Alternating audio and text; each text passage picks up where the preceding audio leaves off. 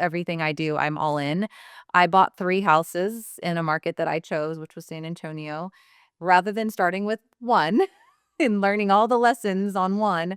I got to learn them 3 times, and every lesson was very expensive, and I did it 3 times. Welcome to Business Buying for Financial Independence. I'm Tim Delaney, and I help young professionals buy small businesses so they can escape the 9 to 5 and take control of their time, income, and future.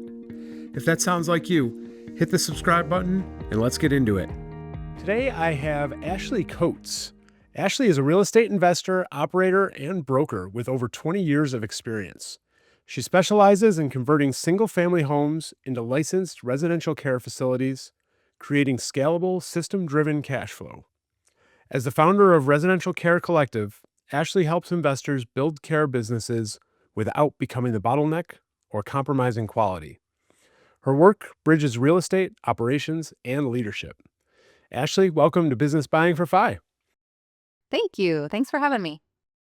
Anytime. I'm excited to talk to you. We first talked about doing this over 6 months ago, so Uh-huh. I We finally did. got you on here. Very excited about that. Yeah, me too. And I'm excited because Ashley has experience buying and selling multiple types of businesses and Mhm. real estate and has been doing it for quite a long time. Yeah. So, can you just start out by giving the audience an overview of where you sit today, what you do, what your portfolio looks like? Sure. Yeah.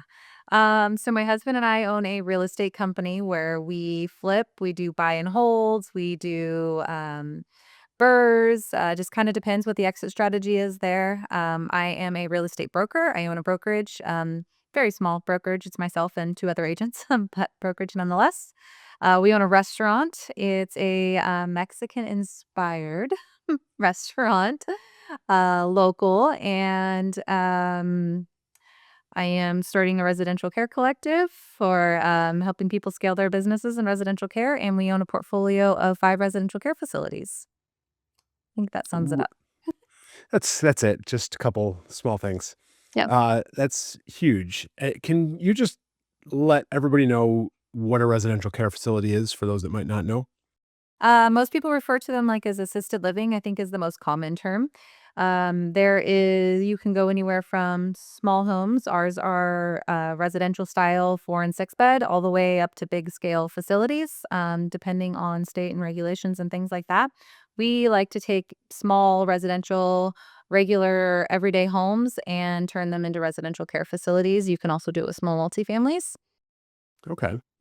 All right. We'll get back to that in a few Yeah. minutes.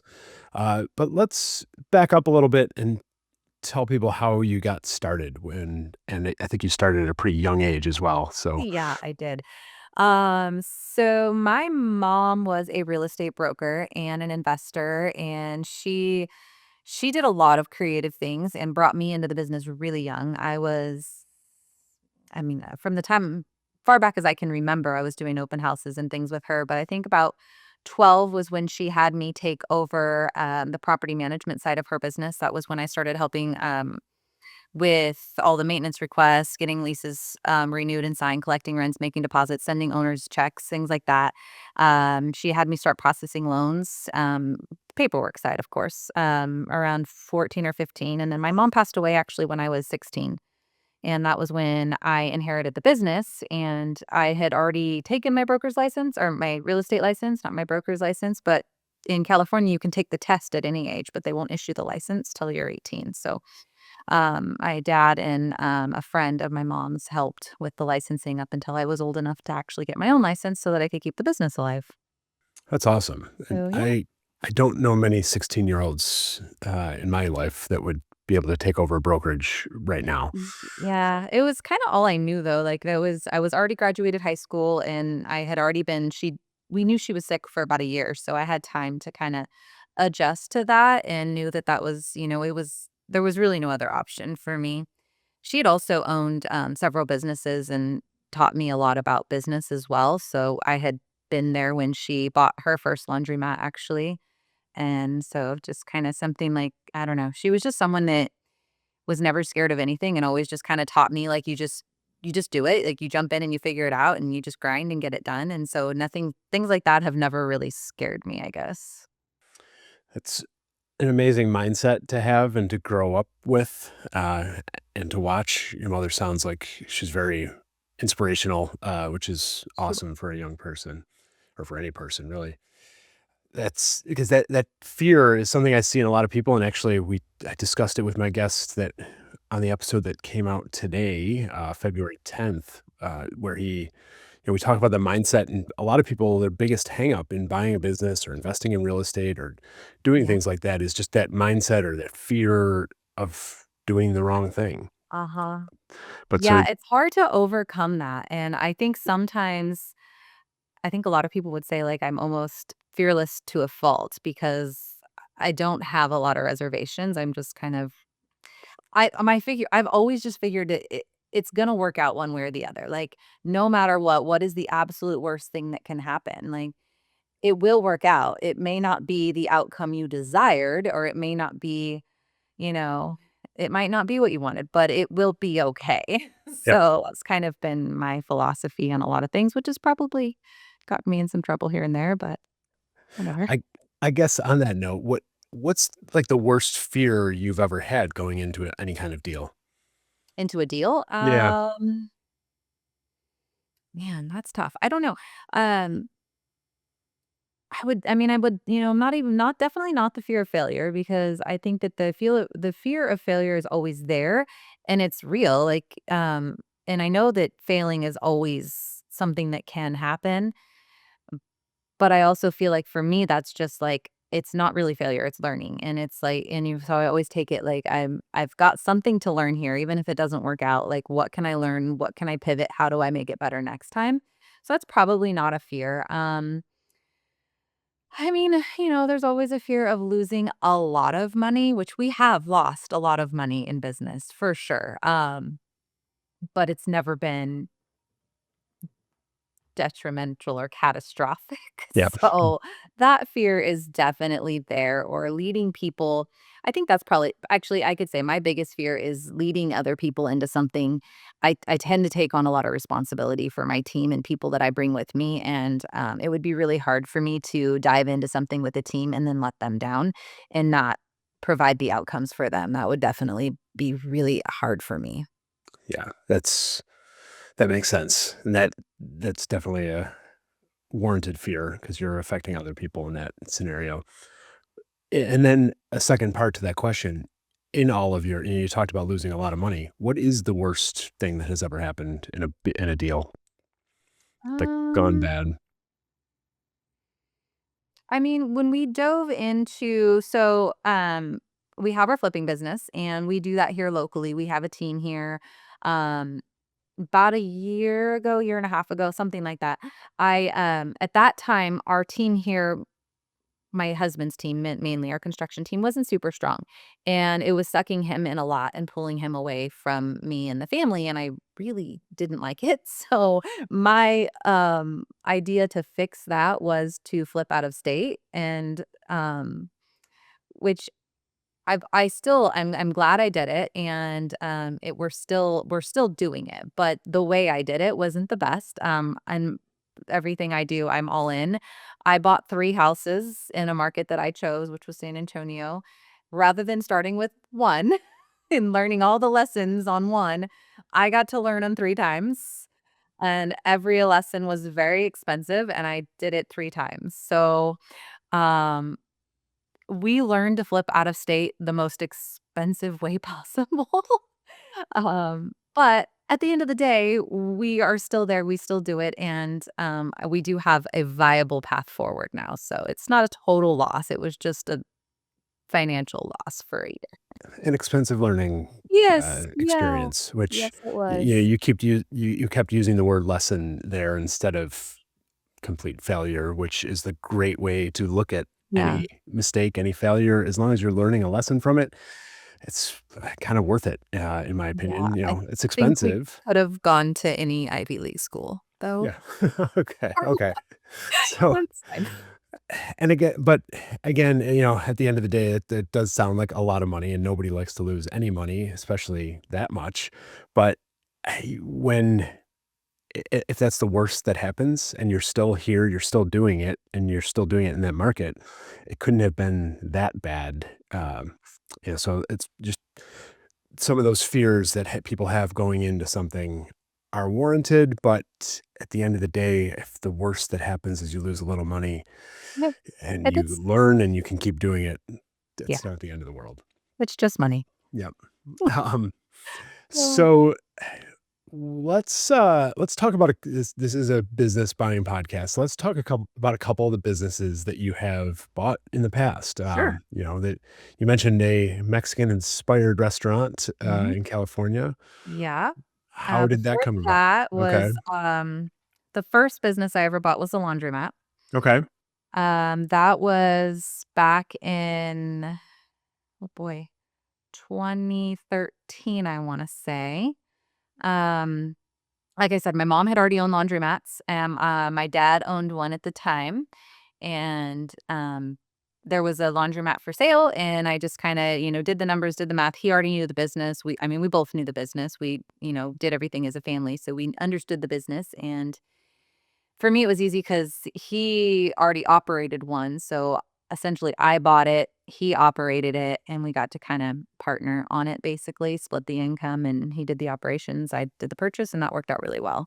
And then, once he was kind of in a place where he wanted to retire, that we ended up selling it because I was not in a spot where I wanted to operate it, and had I known what I know now about businesses, I'm mad at myself for selling it, of course, which is all of us. Anything we ever sell, the only mistake we ever make is selling anything. I would have, knowing what I know now and what I've grown to learn, like that business could have been systematized in a way that I wouldn't have required me. And so it's kind of a bummer that I didn't get the opportunity to do that, but back then, that's 12 years ago, 13 years ago, I had no idea, like, building systems wasn't something I'd even heard about. I was still just bouncing around career to career, just trying to learn as much as I could. That wasn't even a thought in my mind. So once he was like, "I can't operate it," I just sold it and moved on.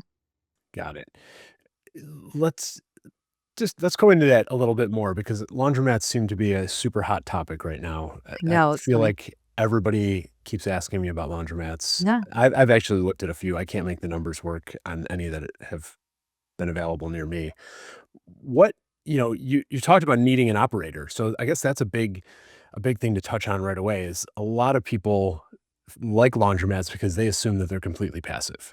So I think that a lot of it could be passive. There are certain things though that happen in a laundromat that are not passive. For instance, like people get their clothes stuck in laundry machines all the time. It's a thing. And my dad would get called at all hours of the day or night, and somebody has to go down there and open or get these machines open, if they're stuck, like, otherwise you're gonna, have really angry customers, or machines eat people money and you have to be, so I still think there's systems that could be created that would make that less of a stress, like, Mhm. maybe a certain time of day, or I don't know. There's a lot of things that you could probably trial and error, but there are certain things that have to be done. We also, I know now they go cashless with cards. We were not cashless, so someone had to go in and do the coins and change the coins and pull the cash from the machine and things like that. But there's definitely ways to get rid of a lot of the heavy lifting as an operator, but the actual customers experience, Yeah. you're still gonna have that. Yeah. Yeah, you also have to have somebody clean the place, I would Yes. assume. Nobody Yep, wants to go we would into a clean it dirty. every night, and then yeah, it needs it every night. I mean, Yeah, laundry's just dirty, so yeah, yeah. yeah. Um, so knowing what so you wouldn't have sold it had you known now what you knew Yeah, then, but, if I can talk other properly. way around, but yeah. Yeah, would you look at another one now? Are you actively looking at that type of industry or Not business? actively, no. I'm always looking. I can't stay off of all the business buy, sell, loop nets, whatever the new one is. I have them all. It's what I do when I'm bored right before bed usually. Okay. But, I wouldn't say actively looking. If the right one was, fell into my lap, yeah, I think that I would definitely, it's a business I would explore again. I know the business well enough now where I would not be at all scared to dive in and systematize that. And yeah, for the right price too, though. They are because they're popular. I think their prices have gone up a little bit higher than they should be. That's what I've noticed as well, unfortunately. They're kind of a trend. Yeah. So laundromat, uh, was the restaurant next, or was there something else in between? There wasn't any business purchases between. Okay. During that time, I jumped into Edward Jones as a financial advisor for a while.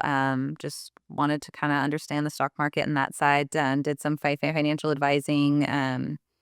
I was a mortgage broker right up until the day that the mortgage industry basically collapsed. I was actually in Phoenix at a training for Mortgage It at the time as an account executive, and we got the call that they were closing their doors. They were bankrupt. So Wow. everyone just kind of went home.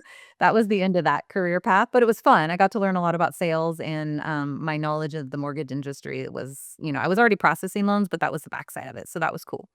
But no other businesses until the restaurant. Well, I guess the care facilities would be the next Yep. business technically. Okay. Yep. When I got into the care facilities, I knew nothing about care. I've never done any type of care in my life.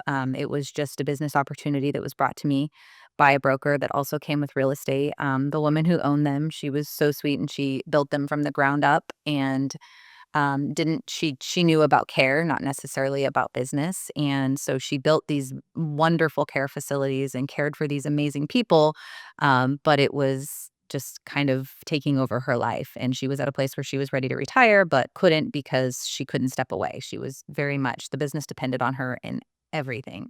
So when it was brought to me, I looked at the numbers and I'm like, this is great business. Like it makes sense to me. I'll figure it out. So bought the businesses, kind of just dove in and learned all about that world and how the industry works, and immediately realized that there was a huge opportunity there. Then the campfire hit, which was right by us and displaced a lot of people. And so when that happened, I converted my long term rentals that I could into care facilities. Um, and that was kind of how that grew from just a two facility business to what it's grown to now. Okay. So And when then you yeah. Oh, always something new. yeah, When you bought so you refer to them as businesses, which is what they are. A yep, lot of people look at real estate, anything that's in a house or in a building just as real estate in general. But when you're caring for people, you're dealing with probably billing and, well, if supplies and yeah, staff and all team, kinds of stuff. So it yeah. is a full-blown business. Mhm. What about it what in the numbers made sense to you when this other woman didn't seem to be running them properly? Yeah. I mean, well, she was like I said, she was very much the bottleneck of the business. So on paper financially, they were very profitable. They were doing very well. Um, Her amount of time that she was putting in was alarming.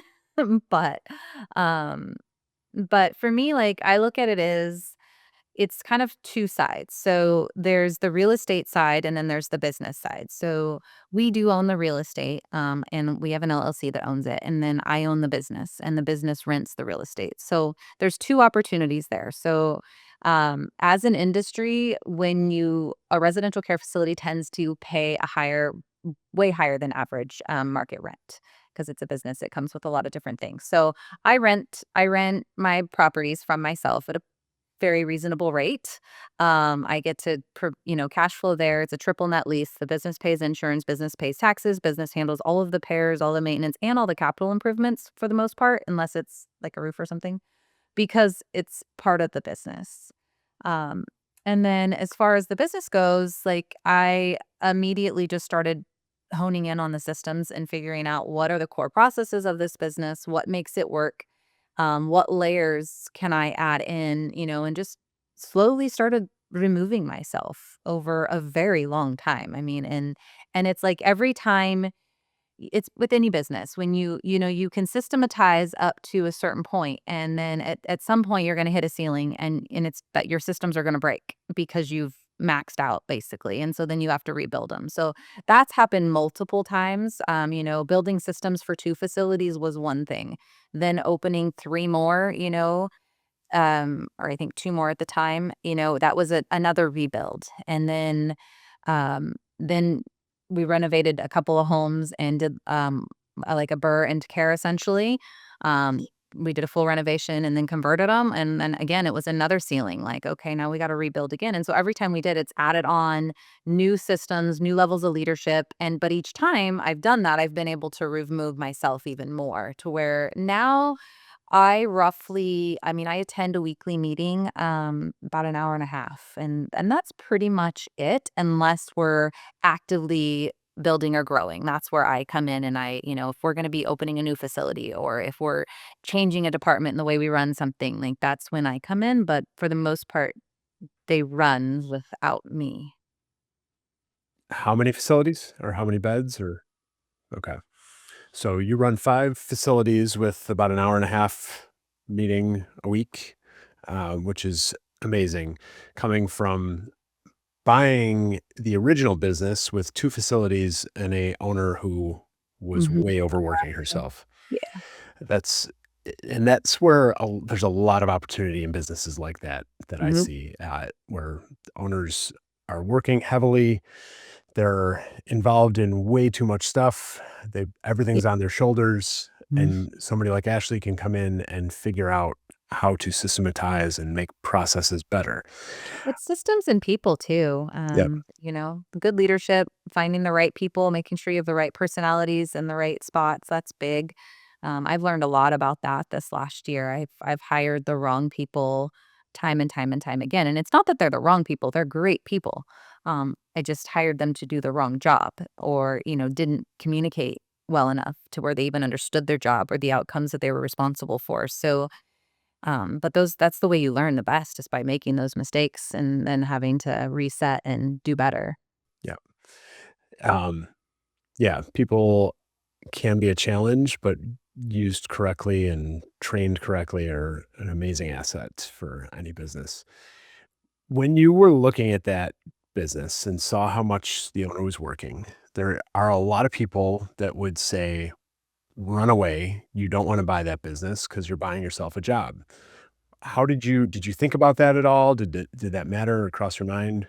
I do think about that. Anytime I look at a business, that's like the first thing I look at is what are the owner dependencies? What's the owner's time obligation? And then what is the owner being paid for their time obligation? So the big metric there is the owner paying themselves an appropriate wage that I could replace myself with another person to do the job better and still cash flow and make it make sense. And so the answer in that business was yes. But there's plenty of businesses I look at where, the owner's working a full-time job and, not paying themselves a full-time job. And I'm like, I can't, there's not a lot to work with there. Cause if you can't hire them out because they're not even paying themselves, then that's going to be really challenging. Now you've got a growth issue so now you're basically buying a business to grow it for them. That doesn't make any sense to me. Yeah. So, Yeah. Yeah. And that's like you'll find the businesses where the owner pays themselves a ridiculous salary that is above and beyond what somebody in their job would be doing, even if they are working a lot. And you know that you can take a piece of that salary, pay it to somebody else to do the job, and keep the rest of the cash for yourself as the owner, yep. which is the ideal scenario. Uh-huh. But unfortunately, there's a lot of owners out there that work themselves silly and still don't pay themselves enough to actually replace themselves, which makes it difficult to buy. Uh, in those in the hiring or the systems that you've created, and you've talked about having to recreate the systems as you grow, what are some of the lessons you've learned there, and how can other people apply them to businesses that they buy? I think the biggest lesson is definitely, you hear it all the time, hire slow, fire fast.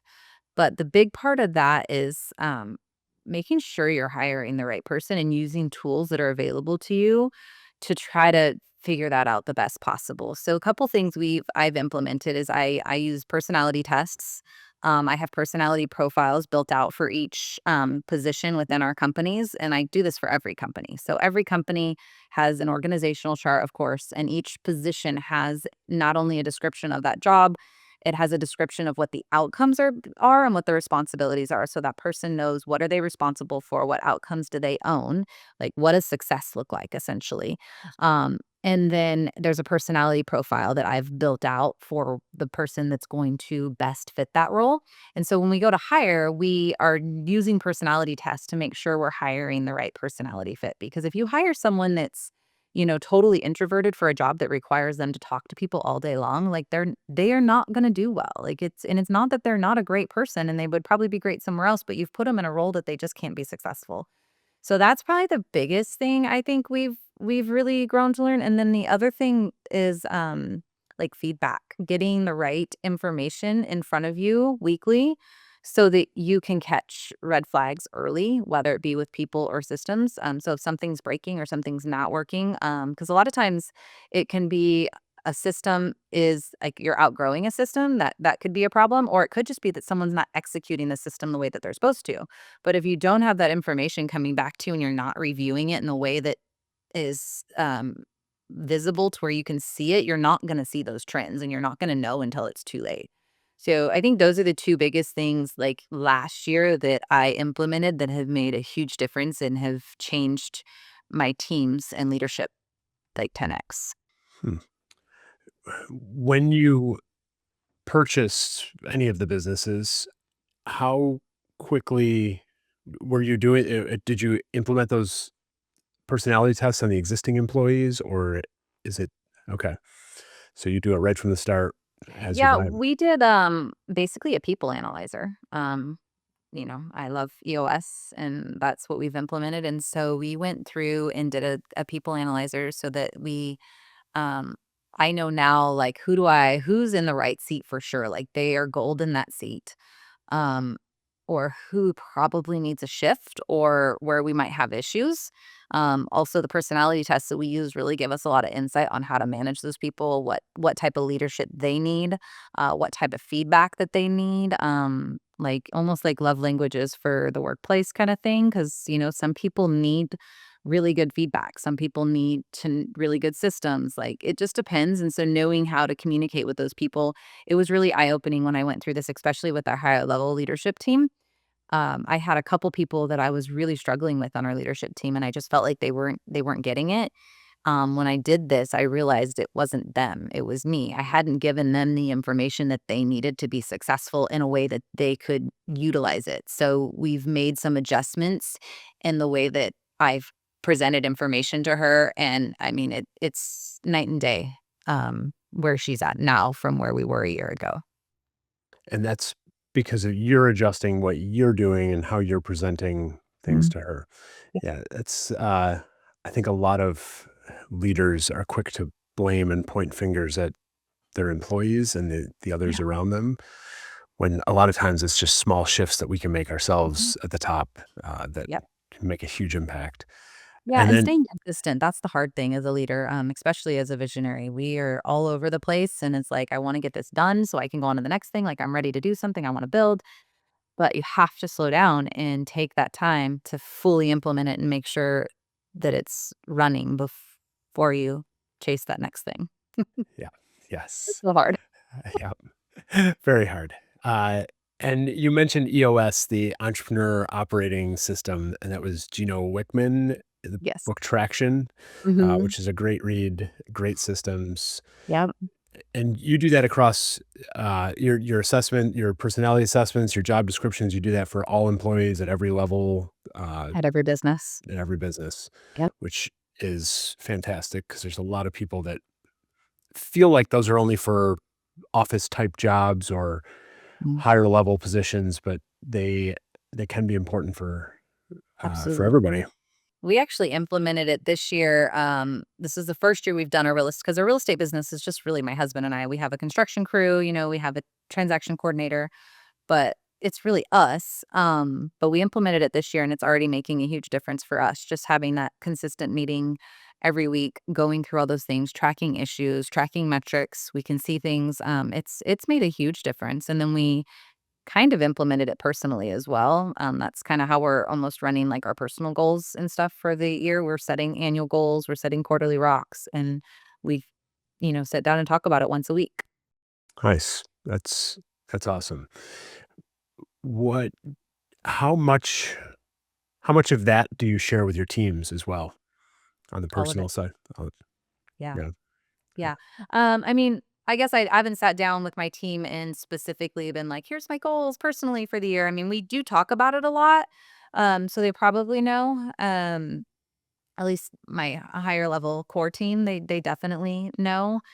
Um, but I also share with them the tools that I use on a personal level. Like, here's how I'm tracking my annual and quarterly goals. Here's how we're setting our goals. Here's how we run our meetings annually so that we can do this together. Here's how we run our habits for the week. Like, I share all that stuff with them so that they can hopefully take some and use it for themselves.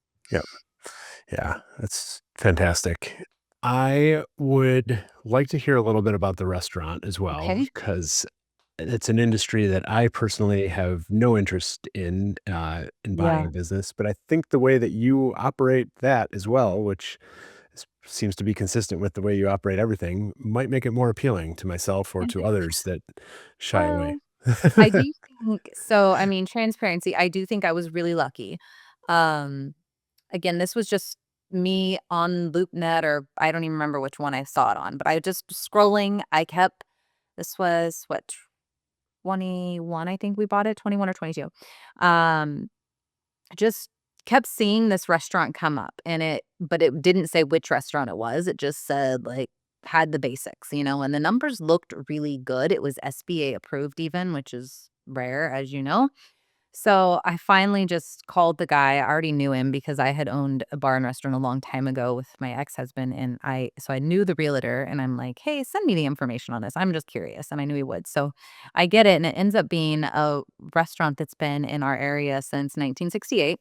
So it's been around a really long time, family owned for generations. They had multiple locations. They consolidated back down to one. I grew up going there as a kid when they had a location in our town. So as soon as I kinda knew the story behind it, I'm like, "Okay, I wanna know more," and, got to meet with the owner and did a lot of due diligence. He was, semi-absentee. He still was very involved, but more in the, image side, the reputation, being there to meet and greet customers, that kinda stuff. Not so much in the day-to-day operations. There was a general manager on site who's been there for 40 years. Um so ultimately, it looked like a pretty good business. They hadn't documented anything. So that was we knew, okay, going into it, we have to document the processes, so that it can be repeatable beyond the general manager. And then they still operated on like an old fashioned register, like with actual just a register. Had menu boards that they painted when they needed to do a price change. So I saw a lot of opportunity for, minor changes. We could still keep everything the same, make all the people happy because there's a lot of customers that have been there for, generations. So we didn't want to go in and make a lot of changes. We've kept food the same, recipes the same. We haven't changed the menu except that we put up digital menus so that we can make changes easy. We brought in a POS system. So just some few changes that brought in some systems and to made it faster. One of the biggest hurdles they had was training because their register system was so complicated with that old school register. It would take someone have to work there 6 months before they learned how to use the register, and now they can be trained on their first day because it's so simple. So those are the things, but we were really lucky because I don't think most restaurants are that way. I think a lot of restaurants are tight cash flow, heavy operations, and are really hard to remove yourself unless you're like high end or operating at scale. So I do think it's unique. So I wouldn't say dive into the food industry because I don't think that's common. But again, with that business, yeah, I spend about an hour a week in that business. Our meetings tend to run a little bit shorter on that. We've been focusing a little bit more on marketing right now, trying to open up to some of the colleges. We're in a college town, so we don't really have a huge university following.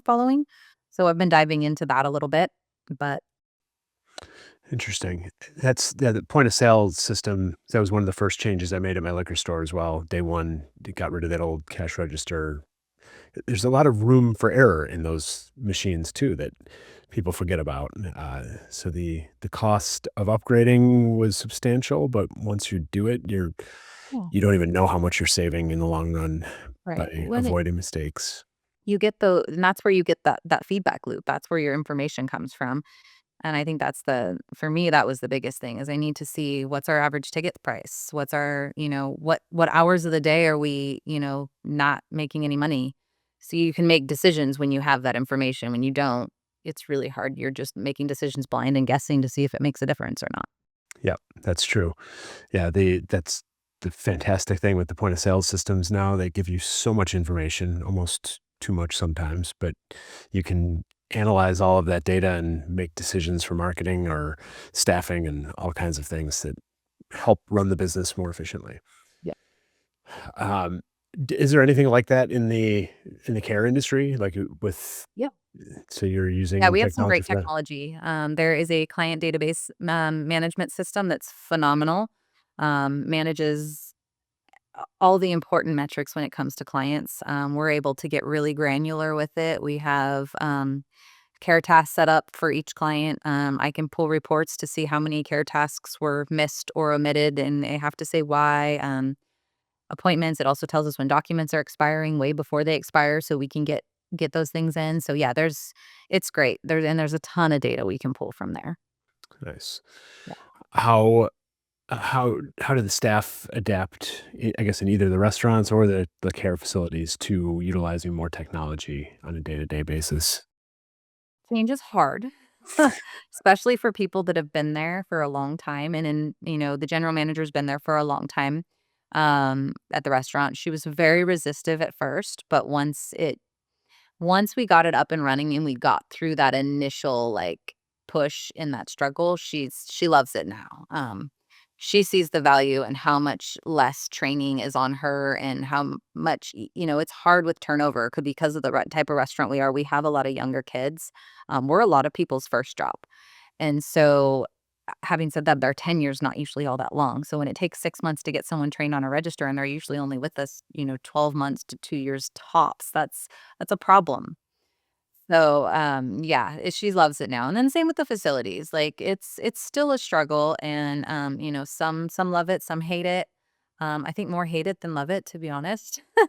I think they would. I mean, I remember when we first bought them, we had these huge binders. They were like, I don't know, they're the big ones, like the 3-inch or 4-inch, whatever, and they were the client binders. And at the end of every shift, everyone would go grab a binder, or 2 binders because you have depending how many clients to staff you have, and they would open up the notebooks and they would sit there together at the table to do their client notes and then just pass the books around until everybody was done making a note in every single client thing, and it was this big thing that took, like, 30 minutes. Well, now they can pull up the notes on their phone in their app, and anytime something happens that's notable, they can make a note at any time during a shift at all, so it doesn't have to be at the end of the shift.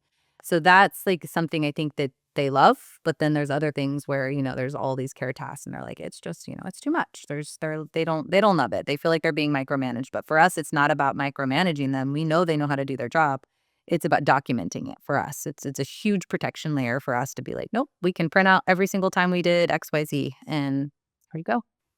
Yeah, I feel like a lot of employees give that pushback of why are you micromanaging? Why, like, because there is so much input going in from them, Mhm. but it's, protection and liability is one issue depending on your industry. Data collection and making informed decisions is very important. It's not just about managing or micromanaging, it's collecting key information. And efficiency too, like, Yeah. when we can get something done in 5 minutes versus spending an hour at a table together, like, that's another 55 minutes of time that the clients get from our staff because they weren't sitting at a table making notes by hand. Yeah. Yeah, exactly. What so you're continuing with the care facilities. You started with 2, you've got 5 now. Are you still building or looking for more opportunities in that realm Yeah, as well? kind of like the business thing. I wouldn't say actively, but as part of our real estate strategy, when the right house falls in our lap and it makes sense and it's in an area where it makes sense, we definitely look at that as an exit strategy. It's one of our primary exit strategies. So we're always open to it, but not necessarily like going out and going, okay, I'm looking for this and I'm, not putting a ton of effort in. That happens organically. Yeah. But you like that strategy a lot because of that real estate. You mentioned being able to rent the house from yourself Yeah. Um, has a lot of unique tax benefits as well, I'm sure, which is great. Would you recommend to somebody that's hearing about this for the first time, would you recommend them going out and looking for existing facilities that might be for sale or to try to convert their own? Mm. What's the better way? You've done both, right? The better way, what I teach is we do feasibility first. And what that means is before you go out and look for a house to convert or a facility that's already operating, let's understand the industry. Let's understand what you're getting into. Let's understand your market and where you're looking at possibly doing this. Let's make sure that A, you understand and you do want to do this and you know what it's going to take for the first 12 to 24 months because it's not something you can just buy, and walk away. It takes time to get the systems in place and build the team the way that you need to build it to where you can walk away because you're dealing with people's lives. So it's a little different than a lot of strategies out there. You will have to do the work up front. So I think the first step in feasibility is understanding that, making sure that that you can and are able to do that. And then checking your market. Like make sure, is there actually a market for this here? Is there a need? Is there oversupply, undersupply? Is there demand at all? Because until you know those two things, there's really no reason to even bother looking at a real estate, whether it's an existing facility or or a house. Like I just feel like the property itself or buying, that's the tool. You gotta make sure it's feasible first. And then going and finding the tool, there's lots of ways to do it. So Got it.